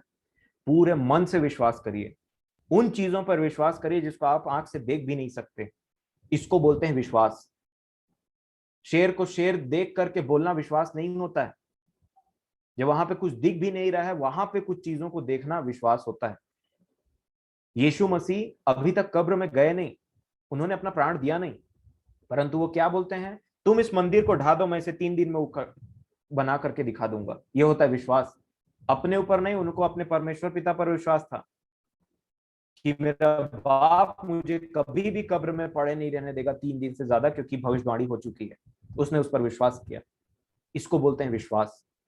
तीसरी बात, ये कभी भी ना, इस बुद्धिमान को जो आनंद, मैंने आपको बात किया था ना, ये बुद्धिमान व्यक्ति जो कार्य करता है इसको आनंद होता है, इसको शांति मिलती है, और ये बड़ा खुश रहता है प्रभु में। अरे प्रभु महान है, ये गाना गा रहा है व्यक्ति। और ये जो मूर्ख है ना, ये जो आलसी है ना, इसको समझ ही नहीं आ रहा है कि क्यों बिना मतलब का खुश है। क्योंकि इसकी शांति इसका आनंद इसकी बुद्धि से परे है, क्योंकि इसने कभी उस चीज को महसूस ही नहीं किया, क्योंकि ये तो महाआलसी है, कभी इसने वो चीज महसूस ही नहीं किया, इसलिए इसको समझ नहीं आता है परमेश्वर का आनंद क्या होता है, परमेश्वर की शांति क्या होती है। परंतु जिसको ये चीज महसूस हो चुका है उसको बहुत अच्छी तरीके से समझ में आता है, क्योंकि बाइबल हमको बताती है कि परमेश्वर की शांति जो सारे समझ से परे है वो तुम्हारे अंदर में वास करेगी। दूसरों को समझ में नहीं आएगा कि तुम आनंद और अशांति क्यों हो अंदर से। इसको बोलते हैं ये दुष्ट, ये जो व्यक्ति है दुष्ट है। जो दुष्ट क्यों है मैं आपको बताऊंगा। और ये जो आलसी है ना, इसको क्यों आज तक परमेश्वर का आनंद और अनुग्रह और शांति समझ में ही नहीं आई, क्योंकि ये सिर्फ बैठा है, सुनता है, बाइबल भी पढ़ लेता है, परंतु उसके लिए कुछ काम नहीं करता है। अब ना जब इसके सामने वो व्यक्ति आएगा जो आनंद से और शांति से भरा है और वो गाना गाएगा और खुश होगा ना, तो ये चिढ़ेगा उससे, क्यों पगला टाइप का कर रहा है तू, क्यों ऐसा कर रहा है तू, क्यों ऐसा तू एकदम से ओवर एक्साइटेड हो जा रहा है। वो जिस पोजीशन में इसको ये कभी समझ नहीं पाएगा, इसलिए उसको समझ नहीं आता है कि ये शांति है क्या चीज, आनंद है क्या चीज, क्योंकि ये परमेश्वर का दिया हुआ है जो इसके पास नहीं है। संसार का आनंद और शांति, संसार की शांति मैं तुम्हें नहीं देता, परंतु मैं तुम्हें अपनी शांति दिया जाता, शालोम। इसीलिए ये कभी नहीं समझ पाता। अब नेक्स्ट बात इसके साथ क्या होता है पता है, ये बुद्धिमान के साथ आर्ग्यू करता है। क्यों? क्योंकि ये खुद गिर, कभी इसने साइकिल चलाना सीखा नहीं। अब बुद्धिमान और जो एक्टिव है वो तो प्लेन उड़ा रहा है, तो जब बुद्धिमान और ये व्यक्ति दोनों मिलेंगे ना, तो इनके बीच का आर्ग्यूमेंट कैसा होगा बताइए, कैसा होगा इसका आर्ग्यूमेंट। एक बोलेगा मैंने प्रभु में ये पाया, मैंने प्रभु में वो पाया, मैंने ये किया, मैंने वो किया, और ये बोलेगा चल जा झूठा, ये सब चीज पॉसिबल नहीं है, ये सब चीज ऐसा नहीं होता है ना, ये सब चीजें ऐसी नहीं होती है। इनके बीच में ना कभी भी एग्रीमेंट नहीं हो पाएगा, दोनों एक दूसरे की बात से कभी भी सहमत नहीं हो पाएंगे, क्योंकि एक है आलसी और दूसरा है काम करने वाला। और यही होता है। इसीलिए आज जो मिष्टी ने एक वचन को पढ़ा, उसने क्या कहा, आलसी जो है ना अपने आप को उन 7 बुद्धिमानों से अधिक जो अच्छा उत्तर देने वाला समझता है। आपको एग्जांपल बताता हूं। एक आलसी, ठीक है, अब उसके लिए खाना तैयार किया उसकी मम्मी ने। अब उसकी मम्मी बोल रही है कि आजा खाना खा ले। वो कभी बोलता है आ रहा हूं, उसकी मम्मी बोलती फिर आजा ठंडा हो जाएगा। तो वो बोलता है कि मेरे को ठंडा खाना पसंद है, क्योंकि वो उठना नहीं चाहता अपने जगह से। फिर वो बोलती कि आजा खा ले, नहीं तो टेस्ट उतर जाएगा, कब खाएगा, शाम हो जाएगा क्या, शाम में खाएगा क्या। तो बोलता है कि आ रहा हूं ना। इसका मतलब क्या है कि वो अपने जगह से उठ करके कुछ करने के लिए तैयार नहीं है, और जितने भी वो आंसर दे रहा है ना उसमें वो अपने आप को बुद्धिमान समझ रहा है। एक व्यक्ति को बोला जा रहा है कि पानी गर्म है जाके नहा लो, तो पलट के क्या बोलता है, मेरे को ज्यादा गर्म पानी पसंद नहीं है, उसको थोड़ा ठंडा होने दो। तो ये अगला को गुस्सा आता है, ये बोलता है कि क्या मूर्ख जैसे बात कर रहा है। तो बोलता है कहाँ मूर्ख जैसे बात कर रहा हूं, मेरे को तो ज्यादा गर्म पानी पसंद नहीं है, इसलिए मेरे को पसंद नहीं है। कभी भी वो अपने आप की मूर्खता को पहचान नहीं पाता, चाहे उसके इर्द गिर्द आप 7 ऐसे बुद्धिमान पुरुष को खड़ा कर दीजिए, दुनिया के सबसे ज्यादा बुद्धिमान पुरुष हैं, वो भी उनसे बात करने में ना उनको वो उसको मतलब ऐसा करेगा कि मैं ज्यादा बुद्धिमान हूं, और कुछ ना कुछ बोलता ही रहेगा। आप किसी ऐसे ही क्या होता है पता है, किसी को वचन आप प्रचार करेंगे ना तो वो ऐसे ही हरकत करते रहता है। जब भी आप उसको वचन के बारे में कुछ बोलेंगे और समझाने की कोशिश करेंगे तो क्या करेगा पता है, मूर्ख टाइप का उत्तर देगा आपको वापस। इसीलिए यीशु मसीह ने कहा कि बच्चों के रोटी को कुत्तों के सामने में मत देना, मोतियों को सुअरों के सामने में मत बिखेरना, किसी के सामने में भी वचन का प्रचार करने मत लग जाना, नहीं तो वो तेरी बातों को तुच्छ समझेगा। क्यों? क्योंकि वो सारी बातें उसके समझ से बाहर है, क्योंकि ये आलसी है।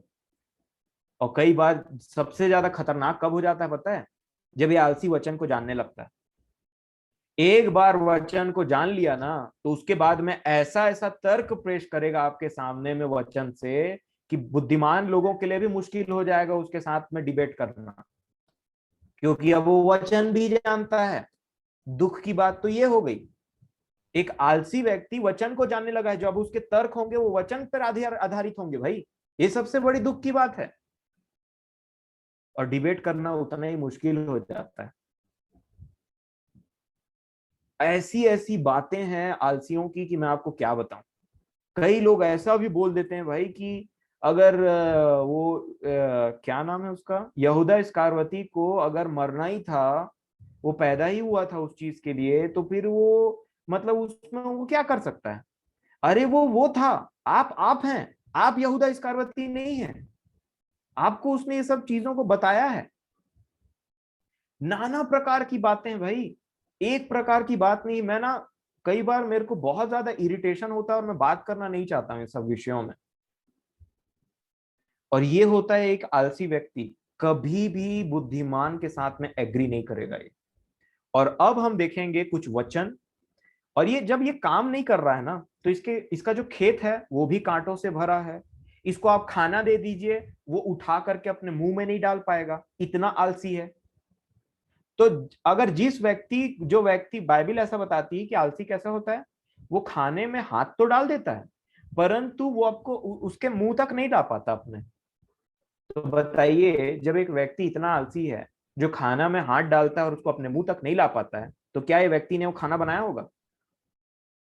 इसको खाना भी कोई दूसरा दे रहा है, उसके बाद इसने हाथ भी डाल दिया, अब उसको वापस मुंह तक लाने का कोशिश नहीं है। मतलब वचन को बहुत लोग प्रचार करते हैं बड़े मेहनत के साथ में, कहां कहां से आके प्रचार करते हैं। कोई विदेश का है, कोई चेन्नई का है, कोई उत्तर प्रदेश का है, कोई बेंगलोर का है, कोई महाराष्ट्र का है। सब लोग को बुला लीजिए, वो मस्त खाना पका करके इनको देते हैं। अब ये ना हाथ तो डाल दिया मीटिंग में पहुंच के वचन को सुन के, परंतु हाथ को घुमा रहा है ऐसे करके। क्यों? क्योंकि ये इतना आलसी है ना, जिसके सामने में वचन को रखा गया है वो उसको अपने जीवन में लागू करने के लिए उसके पास में समय नहीं, हाथ डाल के घुमा रहा है बस। इसके सब के बारे में हम कुछ पिक्चर्स देखेंगे और मैं अमन चाचा से रिक्वेस्ट करूंगा कि जो पिक्चर्स हैं उनमें हम देखें और कल के जो वचन थे उनमें से हम कुछ सीखें। तो जल्दी से हम इसको देख लें।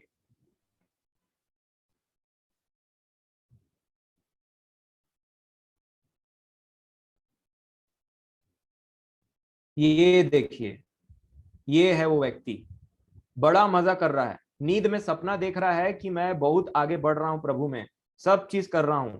परंतु बाइबल क्या बोलती है, नीति वचन 19 के 15 में, ये जो है इसको बहुत भारी नींद में सोया रहता है। ये सब चीज सुन रहा है, सब चीज ठीक है, परंतु कुछ करना नहीं चाहता, भारी नींद में है। और फिर ये क्या है, सोच रहा है ये क्या है, कुछ काम नहीं कर रहा और इसी के लिए ये भूखा रह जाएगा। नेक्स्ट हम देखेंगे, इसको देखिए, ये जानवर को आप पहचान लीजिए, ये दुनिया का सबसे आलसी जानवर है, स्लोथ। और ये इतना धीरे चलेगा ना कि आपको लगेगा कि आप ही पीछे से धक्का दे करके इसको पेड़ के ऊपर में चढ़ा दें। इतना धीरे और इतना सुस्त जानवर है ये। लिखा है ये जो आलसी है क्या है, he also that is slothful in his work is brother to him that is a great waster. मतलब ये जो आलसी है, जो जो जो बिगाड़ने वाले हैं ना, उसका भाई होता है ये। जो बिगाड़ता है ना, जो बिगाड़ करने वाला है।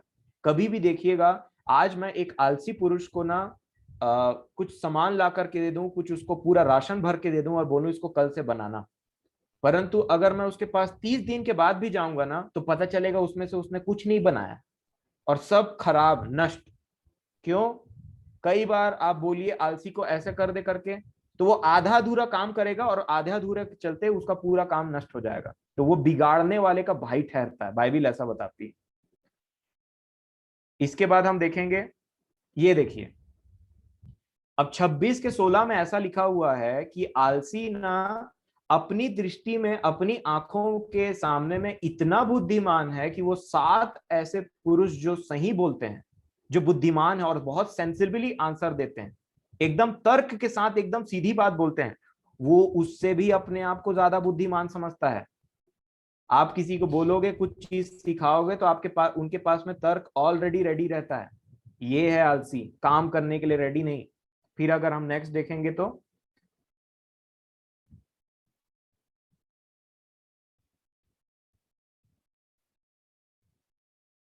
सुंदर प्रेजेंटेशन के लिए धन्यवाद।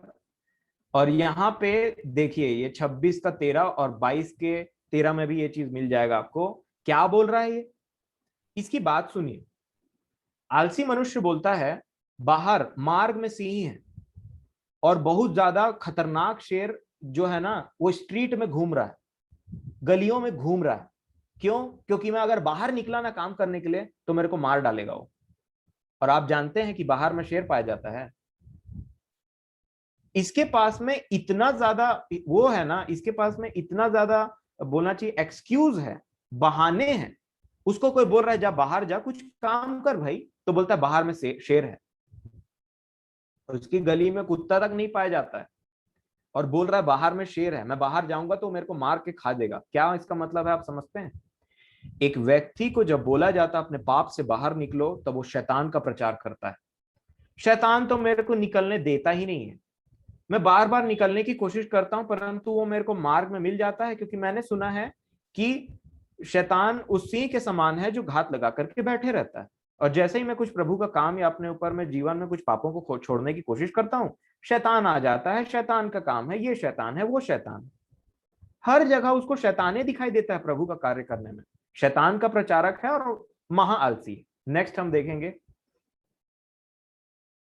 ये देखिए बाइबल बताती है 6:9 से 11 अगर आप पढ़ेंगे कि हे आलसी तू कब तक सोता रहेगा, थोड़ी सी नींद, थोड़ा सा हाथ को एक दूसरे के ऊपर फोल्ड करके रेस्ट करना और तब गरीबी तेरे पास में आ जाएगी। गरीबी क्या है? आत्मिक गरीबी। सोता रहे अपने तू जिंदगी में ऐसे, भले तुम 4 बजे से उठ करके रात के 11 बजे तक काम में व्यस्त क्यों ना रहो संसारिक के, और इतने एक्टिव क्यों ना रहो, तुमको अवार्ड भी क्यों ना मिल गया हो best employ of the year वगैरह का, परंतु उसके बाद भी हम प्रभु में स्पिरिचुअली ऐसे ही हैं, ये जो दिखाई दे रहा है, अगर हम ग्रो नहीं करते हैं तो। नेक्स्ट हम देखेंगे, ये देखिए अब आएगा जो कल हमने वो वचन पढ़ा था कि झाड़ी में बोया गया।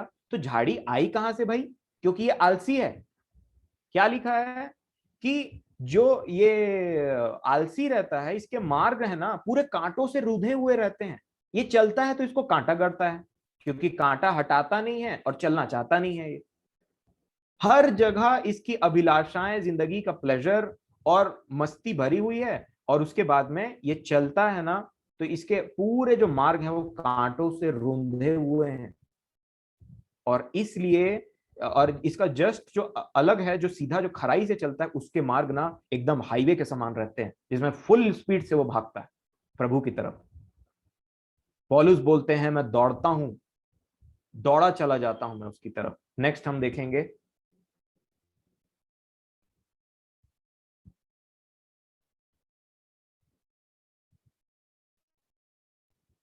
ये देखिए, ये जनाब को देखिए, ये अपने स्पिरिचुअल आत्मिक जिंदगी में बहुत मस्ती से आराम कर रहा है। क्या लिखा है? थोड़ी सी नींद, थोड़ा सा हाथों को फोल्ड करके रखना, कुछ काम नहीं करना आत्मिक के लिए, सुनते जा रहे हो वचन को पर कुछ काम नहीं करना, तब तेरा जो क्या है, जब तेरी जो कंगाली है, जो तेरा तूने कुछ धन इकट्ठा नहीं किया प्रभु के नाम से ना, वो अचानक से चोर की नाई आएगी। और प्रभु यीशु मसीह क्या बोलते हैं? मैं चोर की नाई वापस आऊंगा। वो तुरही बजा करके आएगा जरूर, परंतु इस बार जब उसका आना होगा तो कई लोगों के लिए चोर के समान में आएगा। नेक्स्ट हम देखेंगे, ये देखिए अब आलसी मनुष्य को चाहिए बहुत कुछ रहता है, परंतु ना वो काम करना नहीं चाहता है। बहुत सारा चीज चाहिए, आत्मिक वरदान चाहिए उसको, जीवन में उन्नति चाहिए, परंतु कोई काम वो करना नहीं चाहता है। बस सोचता रहता है कि एक दिन प्रभु मेरे सपने में आएंगे और बोलेंगे कि बेटा ये ले इतने सारे वरदान, और उसके बाद में तो अपनी जिंदगी जी ले, मैं कुछ काम नहीं करूंगा। तो ये होता है आलसी। यहाँ पे लिखा हुआ है कि वो कुछ काम नहीं करना चाहता, परंतु चाहता बहुत कुछ है अपने जिंदगी में कि मैं आगे बढ़ूं, उसके जैसा बनूं। नेक्स्ट हम देखेंगे, यहाँ पे बाइबल बताती है नीति वचन 20:4 में, अगर आप बहुत ज्यादा सुस्त हैं अपने आत्मिक जीवन में कि आप बो ही नहीं रहे हैं तो आप कटनी एक्सपेक्ट नहीं कर सकते। अगर आपने कुछ बोया ही नहीं है तो आप कटनी एक्सपेक्ट नहीं कर सकते। आपने कुछ मेहनत ही नहीं किया है तो आपने रिजल्ट एक्सपेक्ट नहीं कर सकते। नेक्स्ट हम देखेंगे, ये देखिए ये कैसा दिखाई दे रहा है, इसके सामने में खाना बना करके रख दिया गया। अब ये हाथ में खाना ले लिया, प्लेट में डाल लिया है, परंतु मुंह में डालने के लिए रेडी नहीं है। उसको दिखाई दे रहा है कि खाना बहुत अच्छा बना है, बहुत टेस्टी है, लेकिन ये व्यक्ति अब वो खाने को ना हाथ में पकड़ करके गोल गोल घुमा रहा है। इतना आलसी है कि किसी ने खाना बना करके दे दिया है, परंतु वो उसको अपने मुंह तक नहीं ला पा रहा। इसका मतलब मैंने आपको समझा दिया, प्रचार होते जा रहे हैं, हम सुनते जा रहे हैं, परंतु उसके लिए हम कार्य करने के लिए रेडी नहीं है। नेक्स्ट हम देखेंगे, ये देखिए कुछ इस तरीके से दिखता है उसका खेत। लेखक कहता है, बुद्धिमान कहता है, जब मैं आलसी के खेत के पास से जा रहा था और उसकी दाख की बारी के पास में जा रहा था, तो मैंने देखा कि उसको कोई भी बुद्धि नहीं है, और उसके आलसीपन के चलते ना उसके जो खेत है उसमें क्या उगाए हैं, कांटे, और हर जगह ना वीड्स उगाए हैं, खरपतवार उगाए हैं, क्योंकि उसका जो बाड़ा है वही टूटा पड़ा है। और यीशु मसीह क्या बोलते हैं, ये वो जमीन है जिसमें क्या उगाए हैं, जिसमें उगाए हैं कांटे। कृपया स्क्रीन पर कुछ मत लिखिए, ये मेरा आपसे निवेदन है, बहुत मेहनत से तैयार किया गया है और आप अपने हाथों को कंट्रोल करिए। प्रशांत, बिल्कुल नहीं करना ये। और इस प्रकार से हम देखते हैं कि आलसी का खेत जो है पूरा कांटों से रुंधा हुआ है, और उसके बाद में हम देखते हैं कि कैसे इस व्यक्ति के आलस के चलते कि पूरे कांटे कांटे आ गए, मतलब स्पिरिचुअल लेजीनेस, संसार की अभिलाषाएं, लालच, पैसे का जो लालच है, लोभ है, और जितने भी रीजंस कल हमने देखे वो यही कांटे और झाड़ी है।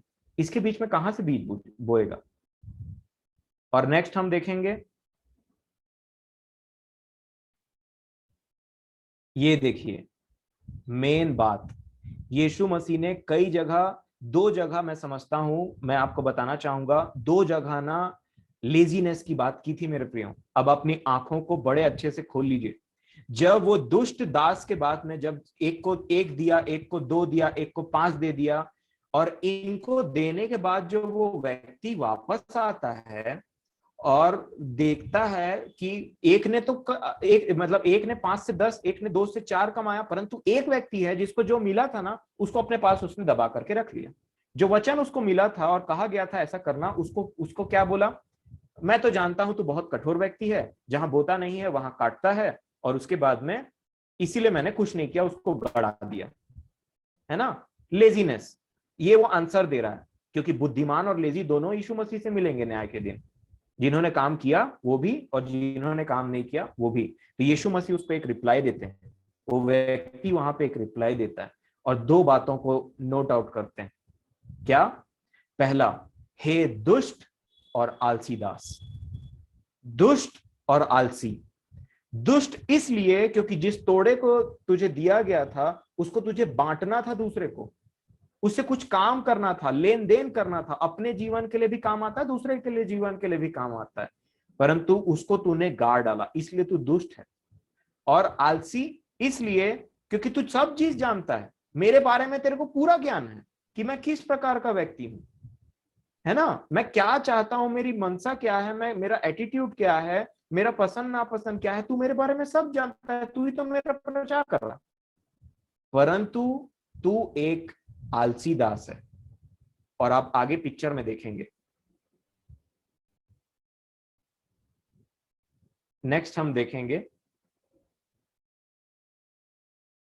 ये देखिए जब मालिक वापस आता है तो एक को 5 दिया गया था तो उसको वापस कर दिया गया ज्यादा, दूसरे को उससे कम मिला था तो उसने भी कुछ कमाया उसको वापस, परंतु उंगली किसके ऊपर में उठ रही है, उसने, जिसने जितना पाया था उतना उसको गड़ा दिया चुपचाप से, और उसको दुनियादारी के मस्ती से फुर्सत नहीं था। वो सब जानता है अपने मालिक के बारे में, परंतु उसने कुछ नहीं किया। ये है वो आलसी, एक को वापस कर दे रहा है और बहाना मार रहा है। अब तो इसका कुटान पक्का है, ये तो पक्का नरक में जाने वाला, क्योंकि ये दुष्ट भी है और ये आलसी भी है, और आगे इसका हालत बहुत खराब होने वाला है। और ये देखिए एक ठो लेकर के खड़ा हुआ है जिसको गड़ा दिया था, और दूसरों के पास में कितना हो गया अभी तक। ये है आत्मिक में बढ़ना। यीशु मसीह ने 2 जगह ऐसी बातें की, पहला इसको दुष्ट कहा था और दूसरा उन कुंवारियों के बारे में याद करिए। क्या कहा? लिखा है कुंवारी सो गई थी, 5 कुंवारियां सो गई थी और एक्टिव नहीं थी। सोने का मतलब क्या होता है? लेजीनेस, सो जाना, आत्मिक जीवन में सो जाना। और उनके कुप्पी में तेल नहीं था तो आग कहां से जलेगा? कोई पवित्रता से मतलब नहीं, सो जाना। क्यों सो गए? क्योंकि उसके आने में देरी हो रही है, तो सो गए भाई बिना तैयारी के। अरे पता नहीं, आएगा तो बोला था राजा, आएगा तो बोला था दूल्हा, परंतु सच में आएगा कि नहीं आएगा, लगता है थोड़ा देर है। तो सो जाया जाए आत्मिक जीवन में, और क्यों ना जहां इस संसार में हम जीवन बिताते हैं उसमें कुछ उसका लुत्फ उठाया जाए, कहीं घूम के आया जाए, कुछ मस्ती की जाए, कुछ पवित्रता से हट करके कुछ मूवी देखा जाए। बहुत दिन से हम पवित्रता में जीवन जी रहे हैं, मजा नहीं आ रहा, यीशु मसीह भी आ नहीं रहे, और सो जाना। उसके बाद में कुछ खाना बनाया जाए और इन्हीं चीजों में मतलब एकदम से लिप्त हो जाया जाए संसार में। और वो अचानक से आ गया, और वो इसलिए नहीं जा पाई क्योंकि वो सो रही थी। सो इसलिए रही थी क्योंकि उनका तैयारी नहीं था, बिना तैयारी के सो गई। और जब वो आया ना, तो जिनको उसको लगता था कि ये प्रभु के बड़े अच्छे दास हैं, वो सोची कि तुम मेरे को तेल दे दो ना थोड़ा, अपने पवित्रता का भाग हमको दे दो, हमारी भी आग जले। बहुत देर हो गई थी तब तक, और उसके बाद में वो नहीं जा पाई। ये है आलसीपन का बहुत बड़ा नुकसान। और इसलिए आलसी को कुछ नहीं मिलता है, वो सिर्फ लालसा करता है। उससे आप आर्ग्यूमेंट नहीं कर सकते, क्योंकि आप जो कुछ बोलोगे वचन से उसका जस्ट अपोजिट भी बोल देगा। और ये बातें आज हम सीखते हैं। और कोई इमेज शायद नहीं है चाचा, मैं समझता हूँ इतना ही था। जी, बहुत बहुत धन्यवाद मिस्टी और चाचा को स्पेशली, बहुत कम समय के नोटिस में वो बहुत अच्छा स्लाइड प्रिपेयर करते हैं। मैं बस इमेज दे देता हूँ और वो बहुत अच्छे से उसको प्रिपेयर करते हैं, वो सब टाइटल के साथ में भी। तो मैं इस चीज के लिए उनका आभारी। और यही है मेरे प्रियो एक स्पिरिचुअल लाइफ में लेजीनेस, और इसलिए हम ग्रो नहीं कर पाते, नहीं कर पाते, क्योंकि हमको लगता है मार्ग में सिंह है। हमारी आदत ये छूटने से रही, कुछ दिन ट्राई किया, गिर गए साइकिल चला के, तो बोला मेरे साइकिल मेरे बस की बात नहीं है। लास्ट तक मेहनत करेंगे, डेली क्रूस उठा करके जीवन जिएंगे। यीशु मसीह ने एक ऐसा नहीं कहा कि एक दिन चलना, उन्होंने कहा प्रतिदिन क्रूस उठा करके मेरे पीछे हो नहीं लेता वो मेरा दास नहीं ठहर सकता। मुसीबतें आएंगी, आप प्रॉब्लम में फंसेंगे, आप गिरेंगे भी पाप में, परंतु बाइबल ऐसा बताती है कि धर्मी चाहे 7 बार भी गिरे, चाहे वो कितनी बार भी गिरे, परंतु प्रभु उसे उठा करके खड़ा करता है। और धर्मी कभी प्रयास करना छोड़ता नहीं है। ये होता है वाइस, बुद्धिमान और एक्टिव पर्सन। जिस प्रकार उस बच्ची ने नहीं छोड़ा जब तक उसने अपने गोल को अचीव नहीं कर लिया, उस प्रकार मुझे और आपको भी पाप से लड़ना नहीं छोड़ना है। और उसी प्रकार पौलुस बोलते हैं, दौड़ में तो सब दौड़ते हैं, परंतु तुम ऐसा दौड़ना मानो कि तुम जीतो, जीतने के लिए दौड़ो। दौड़ में सब दौड़ते हैं, सब मीटिंग अटेंड करते हैं, सब चर्च जाते हैं, सब बाइबल पढ़ते हैं, तो मैं भी क्यों ना पढ़ लूं, इससे कोई फायदा नहीं होने वाला। ये सब कर रहे हैं, ऐसा करो कि तुम जीतो। और क्या जीतो? वो मुकुट जो तुम्हारे लिए स्वर्ग में रखा हुआ है, उसको जीतो। और इसके लिए पौलुस खुद क्या करते हैं पता है? मैं अपनी देह को मारता कूटता और वश में लाता हूं, बोलते हैं। आप मारिए कूटिए मत, अपने मन को ही वश में ले आइए। लेकिन यहां पे पौलुस हमको एक बात सिखाते हैं कि हमको इतने स्ट्रिक्ट डिसिप्लिन की जरूरत है जितना एथलीट। आपने देखा ओलंपिक्स में कैसे जब वो लोग भागते हैं इतने लंबे लंबे रहते हैं और पतले दुबले एकदम, क्या उनको कुछ खाने की इच्छा नहीं होती? क्या उनको कुछ ऐसा करने की इच्छा नहीं होती जो बाकी के लोग कर रहे हैं? क्या वो व्यक्ति जो सोल्जर है, जो आर्मी है, जो बॉर्डर में खड़ा हुआ है, क्या उसको मॉल जाने की इच्छा नहीं होती? क्या उसको मूवी देखने की इच्छा नहीं होती? परंतु वो सब बातों से अपने आप को अलग करके एक स्ट्रिक्ट डिसिप्लिन में जीता है। और इसीलिए जब ऐसे लोग मरते हैं ना, तो इनके ऊपर में देश का फ्लैग लगाया जाता है। आप भी जब प्रभु में ऐसा जीवन जी करके मरेंगे ना, तो वो आपका स्वागत करेगा ऐसे ताज के साथ में। यहां मस्ती कर लीजिए, वहां पे जाकर के नर्क भोगिए। यहाँ पे आप नर्क के समान जीवन जिए संसारिकता के लिए, वहां जाकर के लिए सदा काल के लिए आप बच जाएंगे। भाई अरुण ने एक स्पेशल मैसेज तैयार किया है, और उसको वो आपको व्हाट्सएप में भेज देगा। और मैं खुश हूं उसके उस कार्य से। और मेरे प्रियो, यही बात है, इसी तरीके से आपको और मुझे जीवन जीना है, नहीं तो सब कुछ वेस्ट है। समय नहीं रह गया है कि मैं आपको चींटियों के बारे में बताऊं। और मैं इस चीज को लंबा नहीं खींचना चाहता। चींटी के बारे में कल बात करेंगे। क्यों बाइबिल हमको बताती है कि हे आलसी, चींटी से जाकर के सीख। मैंने इतना सीखा है एक छोटी से जानवर से। इस प्लेनेट की ऑलमोस्ट सबसे छोटी जीव ने मुझे इतना सिखाया। जब मैंने उसके ऊपर में ध्यान दिया तो मैं कल आपको बताऊंगा। और जरूर मिलिए, जरूर। हम कल 7:30 बजे इकट्ठा हों। सेशन ऑलमोस्ट खत्म होने वाला है और मैं ऐसा आशा करता हूं आप बहुत कुछ सीख चुके हैं प्रभु के अनुग्रह से अभी तक। प्रभु आपको आशीष दें और समय के लिए बहुत बहुत धन्यवाद।